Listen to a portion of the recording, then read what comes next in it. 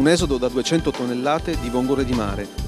È la più grande operazione di prelievo e ripopolamento mai tentata prima dai Cogevo Venezia e Cogevo Chioggia.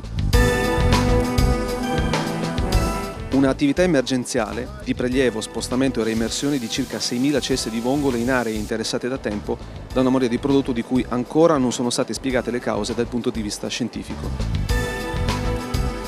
Lo scorso anno le barche dei Cogevo sono rimaste ferme per 5 mesi, con l'obiettivo primario di tutelare la risorsa, ma tenere le barche ferme a riva significa azzerare la redditività dei pescatori. Nel 2009 i Cogevo e la Regione Veneto hanno dato vita a un monitoraggio delle aree dove la risorsa si riproduce senza difficoltà e ora si è passati alla fase operativa. Il prelievo del novellame, della taglia minima di 3 mm, viene effettuato al largo di Porto Caleri e della foce principale del Po.